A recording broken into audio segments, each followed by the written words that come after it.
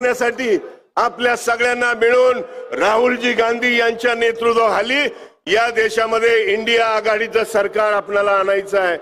या ठिकाणी राहुलजी आलेले आहेत, मी या वेळेत जास्त बोलणार नाही।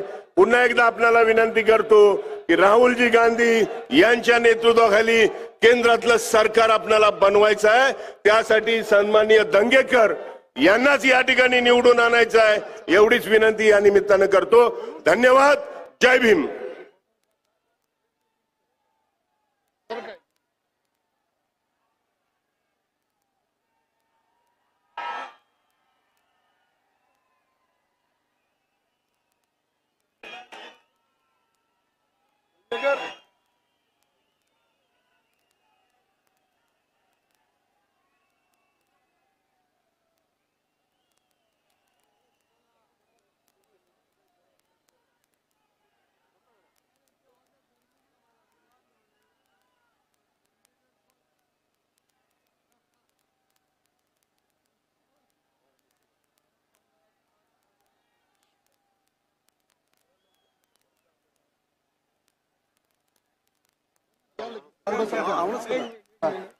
एक मिनिट। कॅन्टोन्मेंटचे माजी गृह राज्यमंत्री रमेशदादा बागवे राहुलजी गांधी यांचा सत्कार करतात। जोशमध्ये काँग्रेस पक्षाचा, महाविकास आघाडीचा राहुल गांधी बागे बडो, आवाज हल्ला पाहिजे। राहुल गांधी बागे बडो, राहुल गांधी बागे बडो। या सत्कारानंतर मी विनंती करतो आपल्या देशाचं भवितव्य भावी पंतप्रधान माननीय राहुल गांधी यांना आपल्याशी संबोधित होण्याचं।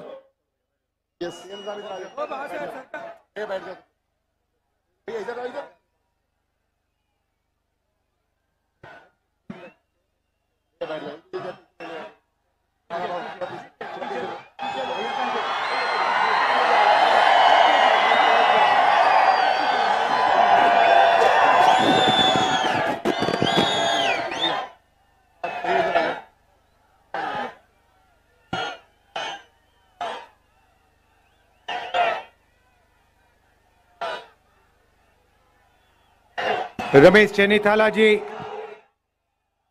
नाना पटोले जी, बाला साहब थोराट जी, पृथ्वीराज चौहान जी, विजय वडेट्टीवार जी, चंद्रकांत हंडोरे जी, रजनी पाटिल जी, विश्वजीत कदम जी, संग्राम थोपरे जी, संजय जगताप जी, नसीम खान जी, हमारे कैंडिडेट रविंद्र धंगेकर जी कहाँ हैं? आ जाइए, सामने आइए, सामने आइए।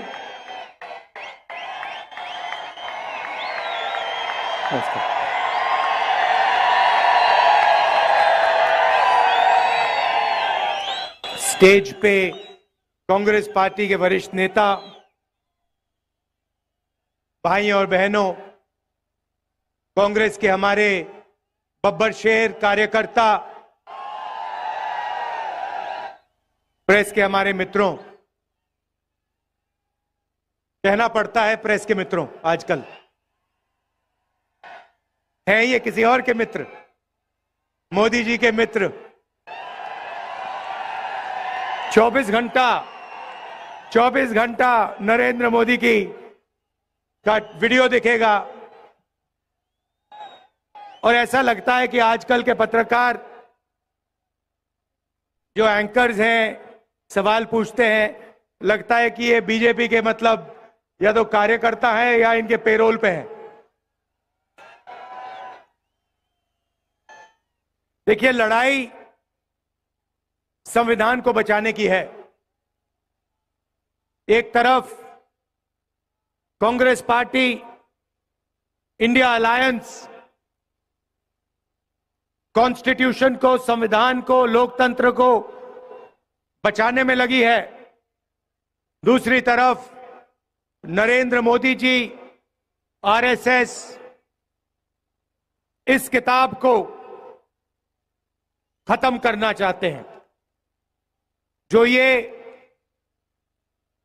अंबेडकर जी की देन है, जिसमें फूले जी की सोच है, महात्मा गांधी जी, जवाहरलाल नेहरू जी, जिन्होंने मिलकर हिंदुस्तान की जनता के साथ सालों लड़ाई कर कर ये इस देश को दिया, इसको नरेंद्र मोदी बीजेपी बदलना चाहते हैं, खत्म करना चाहते हैं। इसी से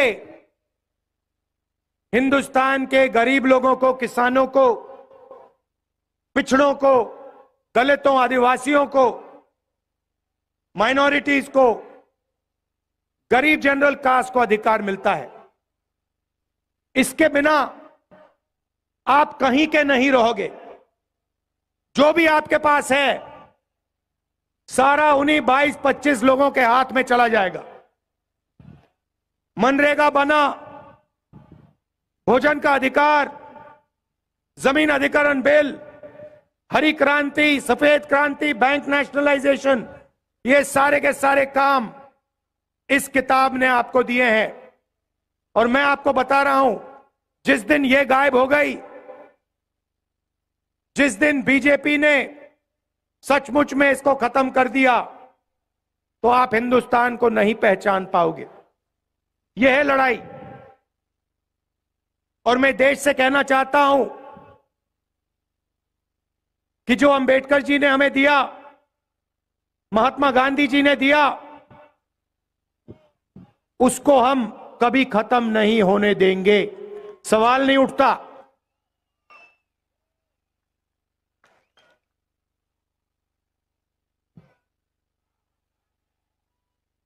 कभी उनके नेता संविधान को बदलने की बात करते हैं, कभी कहते हैं कि आरक्षण खत्म कर देंगे। मोदी जी बस एक सवाल का जवाब दे दें। ये जो 50% का लिमिट आरक्षण पे लगा है,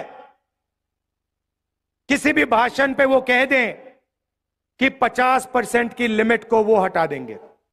कहीं भी जाके कह दें। हमने निर्णय लिया है चुनाव के बाद ये जो आर्टिफिशियल लिमिट लगा रखी है, जिससे करोड़ों लोगों को नुकसान हो रहा है, 50% रिजर्वेशन की लिमिट को हम तोड़ के हटा देंगे, बाहर फेंक देंगे इसको।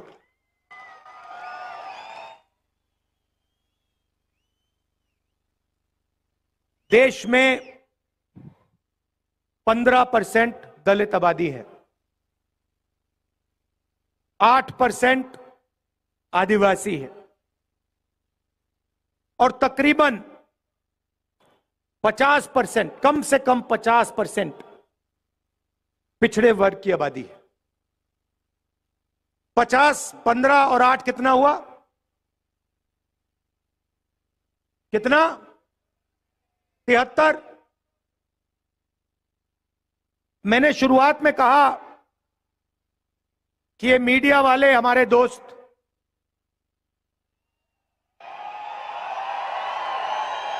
जनता सब जानती है। अब भाई इनकी गलती नहीं है, ये इन पे लगाम लगा रखी है, ऊपर से अदानी जी ने बांध रखा है, खोलते नहीं है।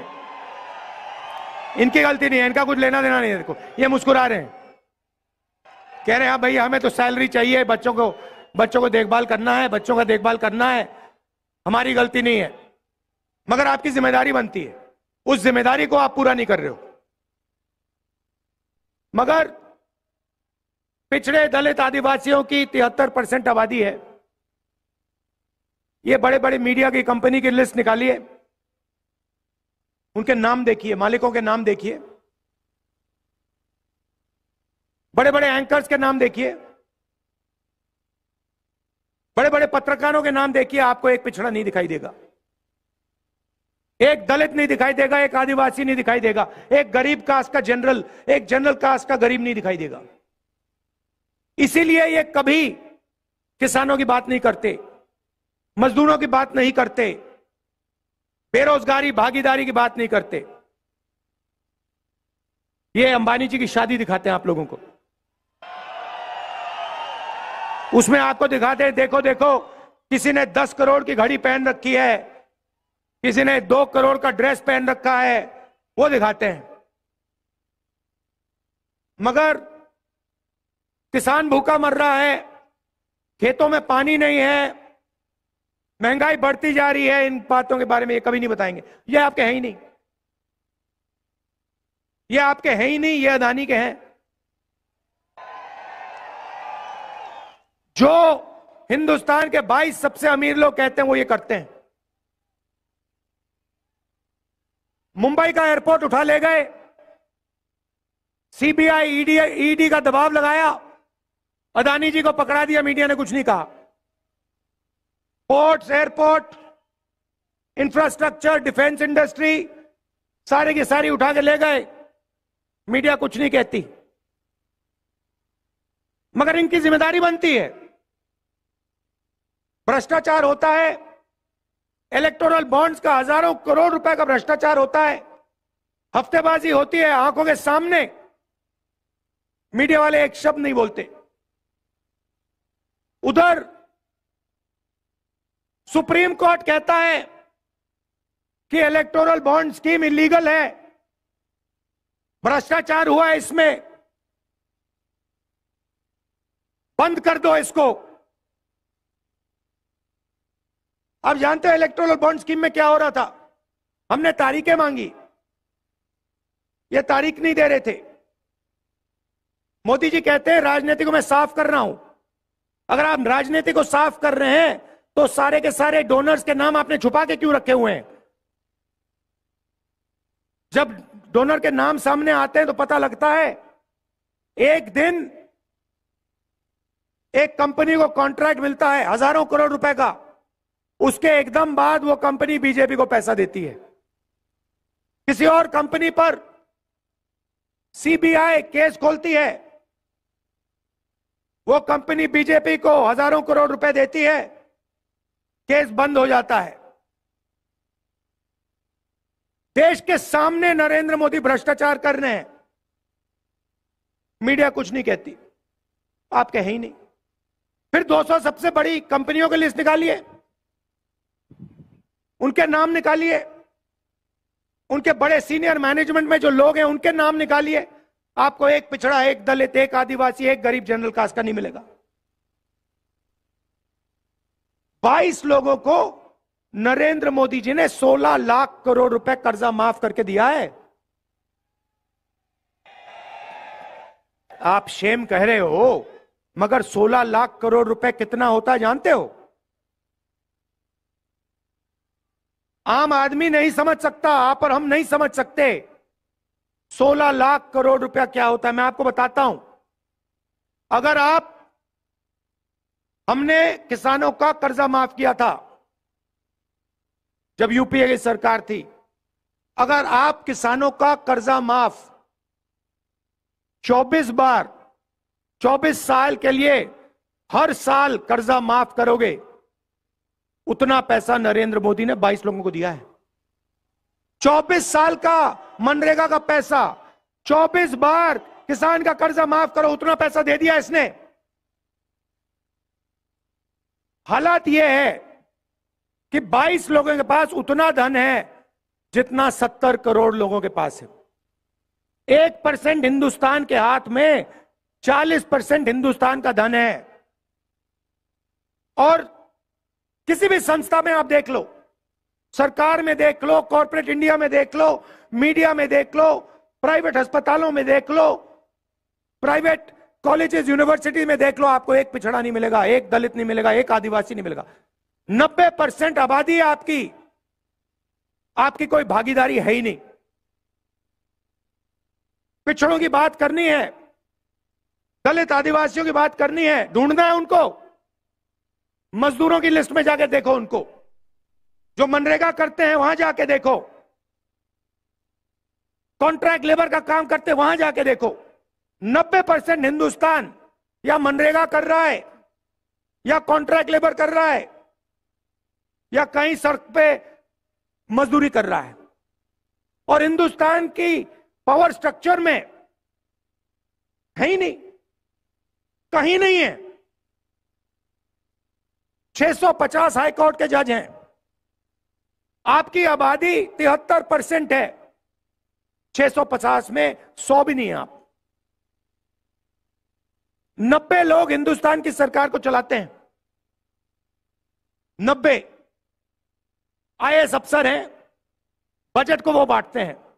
महाराष्ट्र को कितना पैसा मिलेगा, कर्नाटक कितना जाएगा, सड़कों में कितना जाएगा, डिफेंस में कितना जाएगा, शिक्षा स्वास्थ्य में कितना जाएगा, वो 90 लोग डिसाइड करते हैं। उनकी लिस्ट निकाली मैंने। चलो देखते हैं पिछड़े कितने हैं, दलित कितने हैं, आदिवासी कितने हैं। 90 में से 3 ओबीसी हैं, 3 दलित हैं, 1 आदिवासी है, और बैक ऑफिस में बैठा रखे हैं। आप ये मत सोचिए कि फाइनेंस मिनिस्ट्री में है, डिफेंस मिनिस्ट्री में है, बड़ी मिनिस्ट्री में नहीं, नहीं नहीं नहीं नहीं नहीं नहीं नहीं। 7 लोग हैं, 73% आपकी आबादी, 7 लोग हैं 90 में से, पीछे बैठा रखे हैं। चू नहीं कर सकते वो। और अगर 100 रुपए खर्च होता है बजट में, तो 6 रुपए 10 पैसे का निर्णय ये 7 अफसर लेते हैं, और कभी भी इनका वीटो लग सकता है। और यही हालत हर सरकार में है। महाराष्ट्र की सरकार में भी यही है, उत्तर प्रदेश की सरकार में भी यही है, दिल्ली की सरकार में भी यही है। तो 90% के पास यहां कुछ है ही नहीं, यह सच्चाई है। इसीलिए हमने मैनिफेस्टो में साफ लिखा है,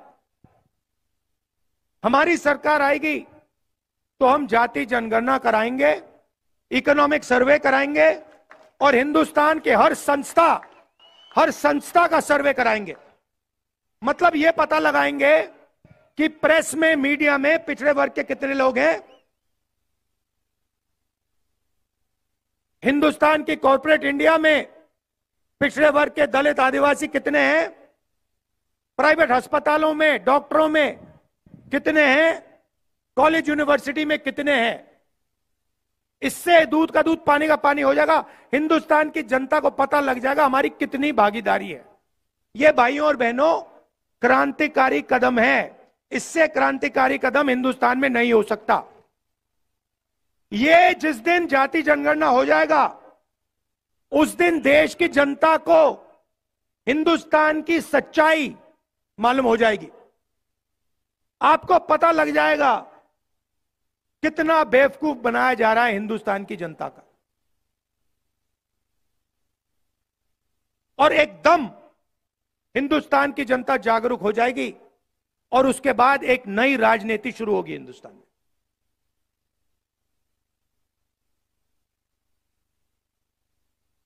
नरेंद्र मोदी, जिस दिन मैंने ये जाति जनगणना की बात की, उससे पहले रोज नरेंद्र मोदी जी कहते मैं ओबीसी हूं,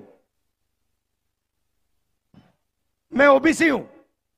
अच्छा, जिस दिन मैंने जाति जनगणना की बात की, कहते हिंदुस्तान में तो कोई जाति नहीं है, 2 ही जात है, एक अमीर एक गरीब।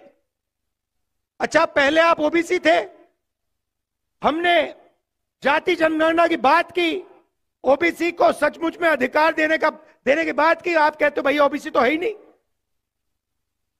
आप डिसाइड करो, आप ओबीसी हो या नहीं हो। हिंदुस्तान में ओबीसी वर्ग है, हां या ना, देश को बता दो। मगर हमने डिसीजन ले लिया है, जाति जनगणना होगा, 50% का ये जो बैरियर बना रखा है, इसको तोड़ फोड़ के हम परे कर देंगे। और जो हमारे सेंसस से हिस्सेदारी मिलेगी, मराठास को, धनगर को, बाकी छोटी छोटी जातियों को हिस्सेदारी मिलेगी।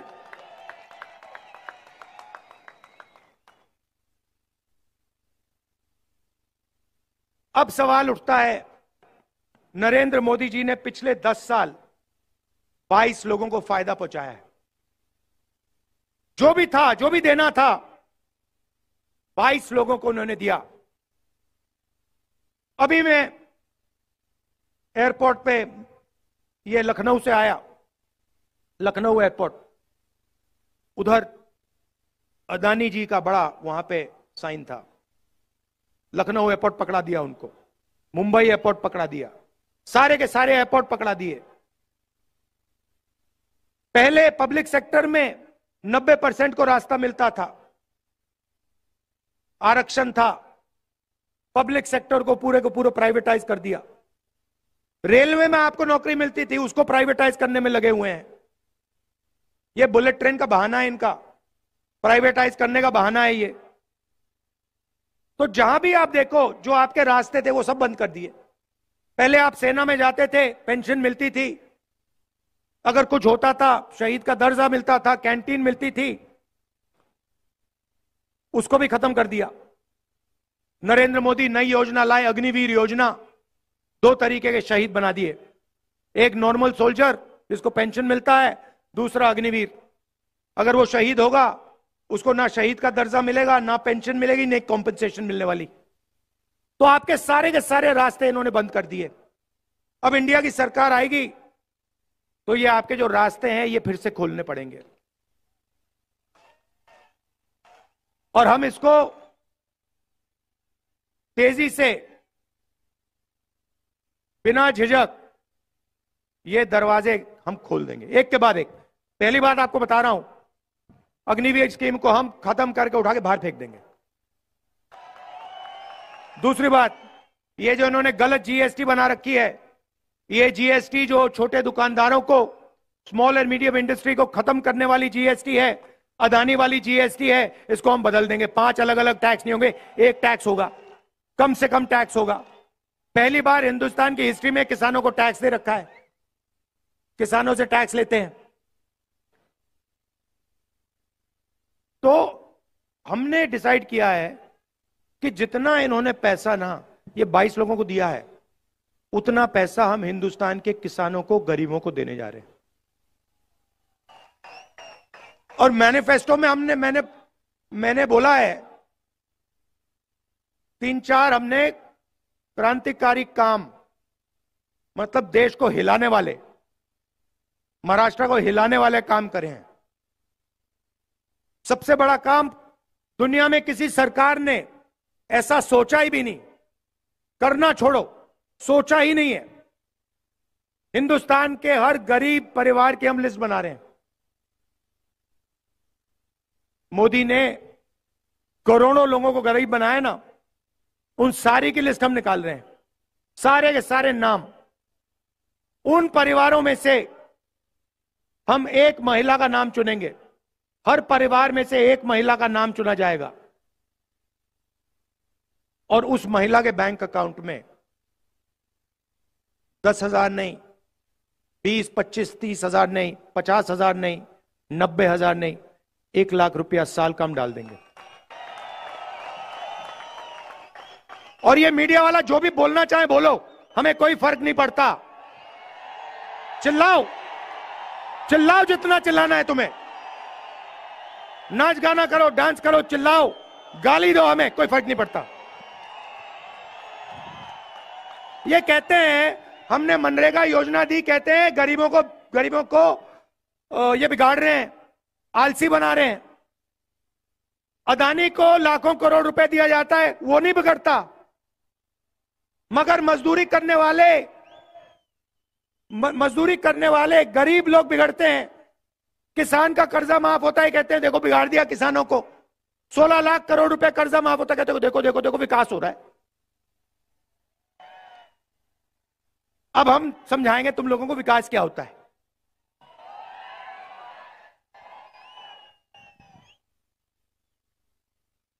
करोड़ों महिलाओं के बैंक अकाउंट में 1 लाख रुपया साल का, 8,500 रुपए महीने का, टकाटक टकाटक टकाटक टकाटक टकाटक। और वो कंप्यूटर से होगा, ऑटोमेटिक, और उस दिन तक होगा जब तक ये परिवार गरीबी रेखा के ऊपर नहीं होंगे। उससे पहले ब्रेक नहीं लगने वाली, एक्सेलेरेटर ही दबेगा। 1 लाख रुपए बैंक अकाउंट में। अब यहां पे बहुत सारे पुरुष कहेंगे देखो भैया आप महिलाओं को क्यों दे रहे हो, हमें चाहिए। आप कहोगे, मैं जानता हूं, मैं आपको बताता हूं। 21वीं सदी में आप दोनों काम करते हो, स्त्री और पुरुष दोनों काम करते हैं, बाहर जाते हैं, 8-10 घंटा बाहर घर में बाहर काम करते हो, और फिर आप दोनों घर आते हो, आप रेस्ट करते हो, और आपकी जो बीबी है, माता है, वो 8 घंटे एक्स्ट्रा काम करती है। उसके लिए किसी भी सरकार ने, उस काम के लिए किसी भी सरकार ने, दुनिया की किसी भी सरकार ने महिलाओं को कॉम्पनसेशन पैसा नहीं दिया है। अब यह पहली सरकार होगी जो इस बात को एक्सेप्ट करेगी कि हमारी महिलाएं देश के भविष्य की रक्षा करती हैं, पुरुषों से ज्यादा काम करती हैं, और उनके बैंक अकाउंट में 1 लाख रुपया डालने जा रही है। और मैं जानता हूं ये आप अभी ताली बजा रहे हैं, अंत में ये पैसा आप लोग ले जाओगे, दबाव डाल के किसी ना किसी तरह आप लोग को भी इससे फायदा होगा, मगर बैंक अकाउंट महिलाओं के नाम में होगा। दूसरी बात, आशा आंगनवाड़ी में जो महिलाएं काम करती हैं, उनकी आमदनी हम दुगनी करने जा रहे हैं, और मनरेगा में आज 250 रुपए मिलते हैं, सरकार आने के एकदम बाद 400 रुपए आपको मिलेंगे।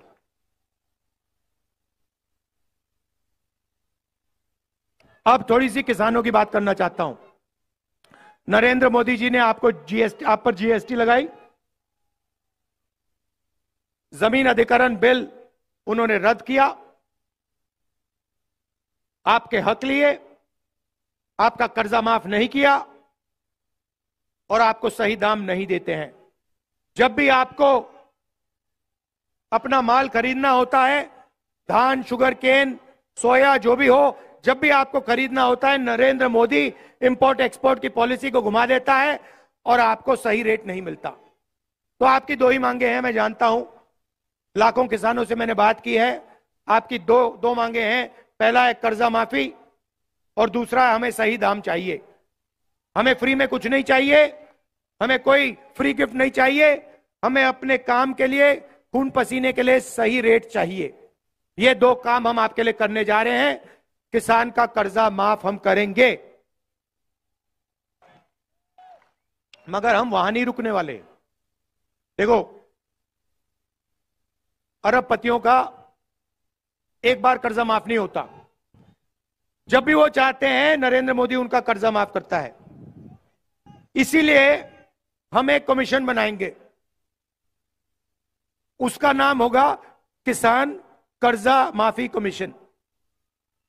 जब भी वो सरकार को कहेगा कि हिंदुस्तान के किसानों को कर्जा माफी की जरूरत है, उस दिन सरकार कर्जा माफी कर देगी। मैं आपको बता रहा हूं, वो 5% की, 2% की सरकार चला रहे हैं, हम 90% की सरकार चलाएंगे। और जितना उसने, नरेंद्र मोदी ने उनको दिया ना, उतना ही मैं उठा के किसान को, गरीब को, दलितों को, पिछड़ों को, आदिवासियों को देने जा रहा हूं। मुझे कोई फर्क नहीं पड़ता। और मेरे लिए पता है क्या है, जितना ये मीडिया वाले चिल्लाएंगे ना, उतना ही मुझे लगेगा ये बिल्कुल सही काम कर रहा हूं, और करो इसको।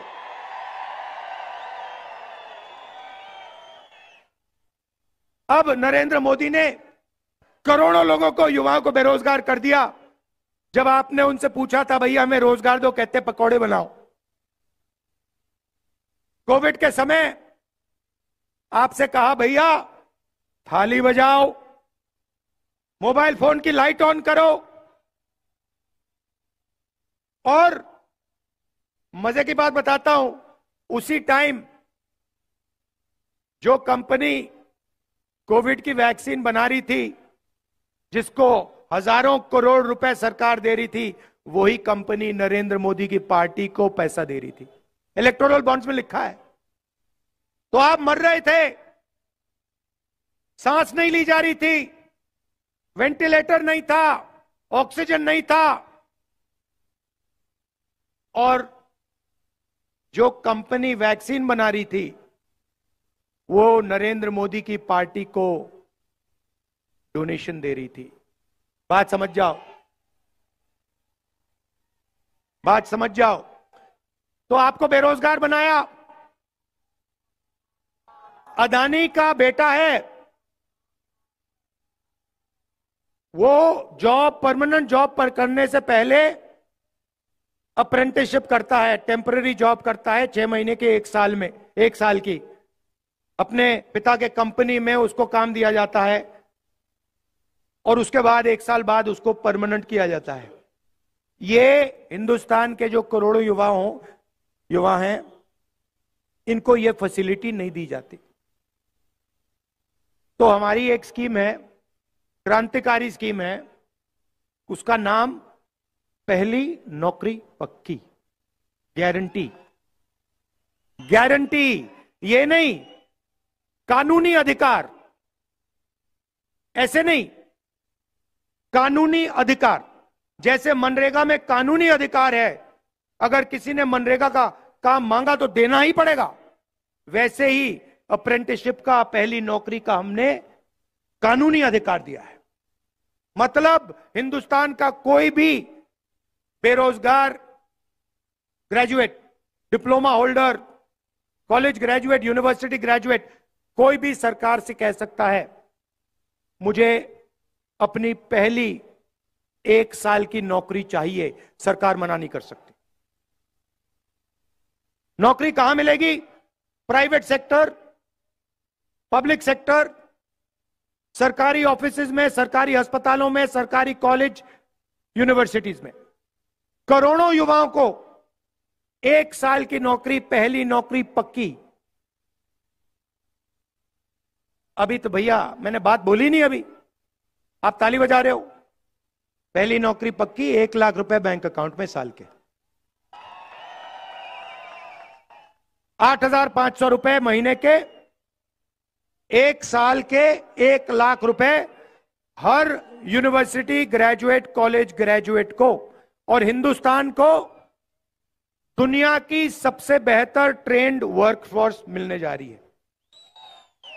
मतलब ट्रेनिंग भी कर देंगे, पहली नौकरी भी दे देंगे और जेब में 1 लाख रुपए भी दे देंगे। ये देखिए कांग्रेस का कमाल।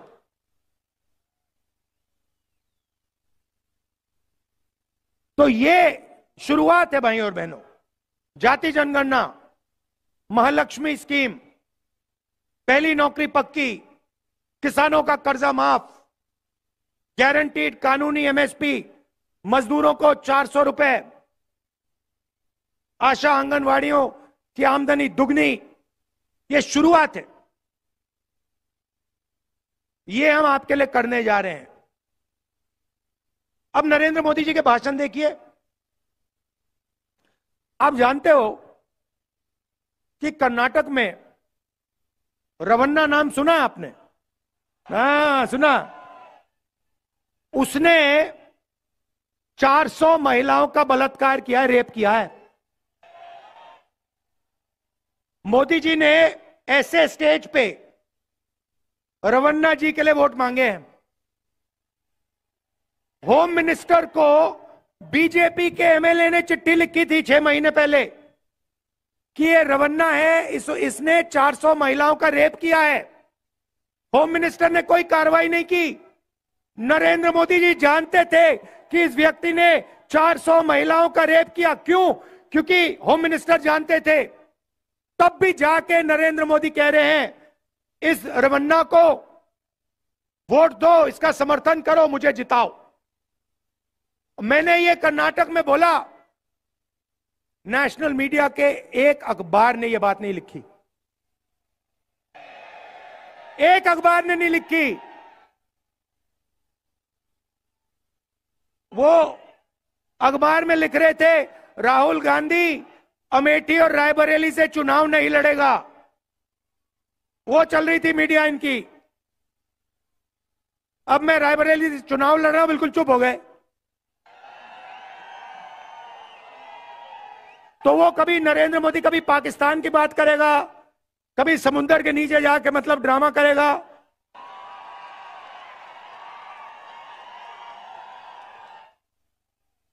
और मतलब आपने देखा, पता नहीं देखा, मतलब समुद्र के नीचे जाके बिल्कुल डरा हुआ था कि भैया कुछ हो ना जाए यहां पे। तो मजाक बना रखा है राजनीति का। और सीनियर नेता जो हैं, शरद पवार जी जैसे हैं, सीनियर नेता जो हैं उनका अपमान कर रहे हैं, उनके बारे में उल्टी सीधी बात बोलते हैं। मतलब प्रधानमंत्री में थोड़ी तो मतलब लेवल होनी चाहिए। प्रधानमंत्री को देश की बात करनी चाहिए, विकास की, किसानों की बात।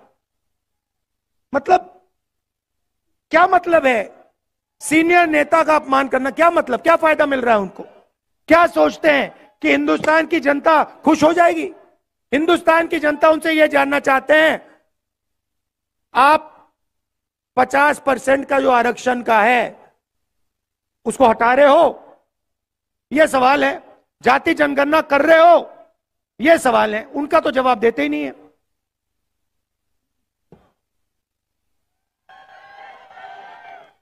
तो यह मैं आपसे कहना चाहता था। देखिए, जब मैं महाराष्ट्र में लैंड करता हूं ना, तो जैसे आज मैं लैंड किया यहां पे, मुझे लगता है कि यह कांग्रेसी स्टेट है। ये अगर मैं आपको बता रहा हूं, मैं जैसे ही यहां लैंड करता हूं मुझे मजा आता है, अच्छा लगता है कि मैं मतलब कांग्रेस की जो, और मैं संगठन की बात नहीं कर रहा हूं, मैं विचारधारा की बात कर रहा हूं। जो आप लोगों में हजारों साल से आपके खून में कांग्रेस पार्टी की विचारधारा है। आपको बताने की भी जरूरत नहीं है, आपको बताने की भी जरूरत नहीं है, आपके दिल के अंदर है। मतलब वो आपके चेहरे पे लिखा हुआ है। तो मैं जानता हूं यहां पर नेचुरल कांग्रेस पार्टी की विचारधारा है। मैं आपको, हमारे जो यहां बब्बर शेठ टाइगर जो बैठे हुए हैं, ये दूसरे तरीके के टाइगर होते हैं। देखो भैया, आमतौर से जंगल में आपको मतलब 1-2 किलोमीटर में एक टाइगर मिलता है ना। यहां पे देखो कितने एक साथ बैठे हुए हैं।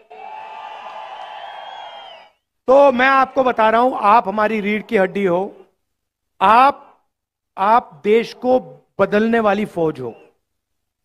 आप अपनी शक्ति को पहचानो, आप देश को बदलने वाली फौज हो। आपके खून के अंदर आजादी की लड़ाई, फूले जी की विचारधारा, अंबेडकर जी की विचारधारा, गांधी जी की, नेहरू जी की विचारधारा आपके खून के अंदर है। उसको निकाला नहीं जा सकता। आपके माता पिता के अंदर है, आपके बच्चों के अंदर है, आपके परदादा के अंदर है। तो ये मैं आपसे कहना चाहता था। आपने मेरा मूड बहुत अच्छा कर दिया, मैंने आपका मूड अच्छा कर दिया। अच्छा,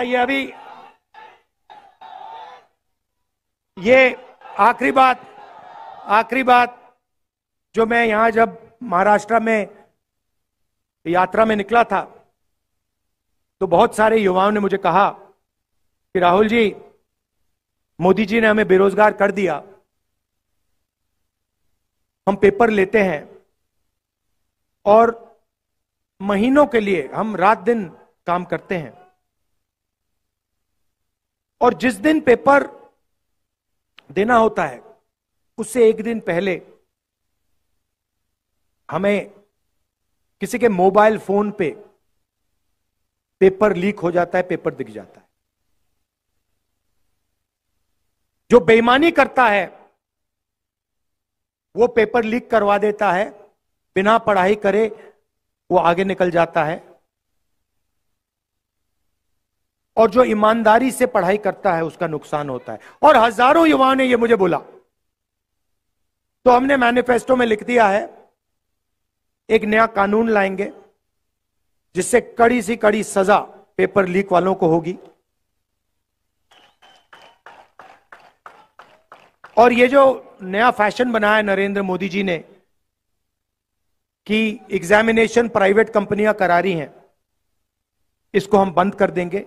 सरकारी संस्थाएं ही पेपर दे पाएंगी, और अगर किसी ने पेपर लीक करवाया तो हम कड़ी सी कड़ी सजा उसको देंगे। अंत में आप जानते हो, शिवाजी महाराज की कर्मभूमि है। शिवाजी महाराज की जय।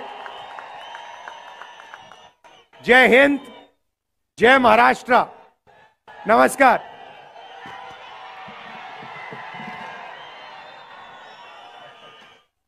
राहुल गांधी, आप आगे बढ़ो। राहुल गांधी आप आगे बढ़ो, राहुल गांधी आप आगे बढ़ो. काँग्रेस पक्षाचा